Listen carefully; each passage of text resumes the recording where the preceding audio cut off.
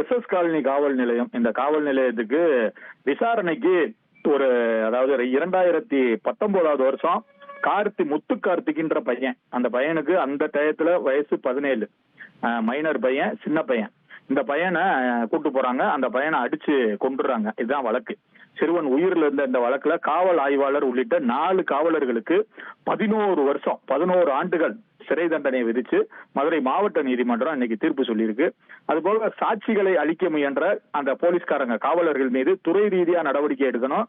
உடற்கூறாவின் போது, அதாவது அவரோட உடலை போஸ்ட்மார்ட்டம் செய்யும் போது காயங்களை மறைத்த அரசு மருத்துவர்கள் மீதும் ஒழுங்கு நடவடிக்கை எடுக்கணும்னு நீதிபதி தனது தீர்ப்புல கூறியிருக்காரு. இது எதுன்னு பார்த்தோம்னா, மதுரை மாநகர் கோச்சட பகுதியை சேர்ந்த ஜெயா என்பவரது மூத்த மகன் முத்து கார்த்திக் 2019 அவரோட வயசு 17, மைனர் சிறுவன். கடந்த 2019ஆம் ஆண்டு குற்ற வழக்கு தொடர்பாக விசாரணைக்கு மதுரை எஸ்.எஸ். காலனி காவல் நிலையத்துக்கு போலீசார் கூட்டு போறாங்க.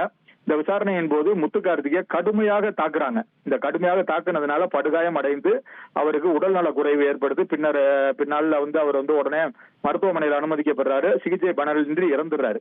தனது மகன் இறப்புக்கு காரணமான மதுரை எஸ்.எஸ். காலனி காவல்துறையினர் மீது நடவடிக்கை எடுக்கணும்னு சொல்லி ஜெயா மதுரை ஹைகோர்ட், மெட்ராஸ் உயர் நீதிமன்ற மதுரை அமர்வுல ஒரு வழக்கை தொடர்றாங்க. இந்த வழக்கை விசாரித்த நீதிபதிகள் முத்து கார்த்திக் இறந்த வழக்கை சிபிசிஐடி விசாரணைக்கு மாத்தி உத்தரவிட்டிருக்காங்க. அதன் பேர்ல சிபிசிஐடி அந்த வழக்கை விசாரிச்சுட்டு வருது.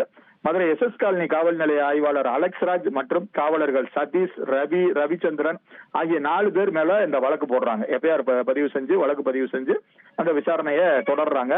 இந்த வழக்கு மதுரை மாவட்ட 5வது கூடுதல் அமர்வு நீதிமன்றத்தில் விசாரிக்கப்பட்டுச்சு.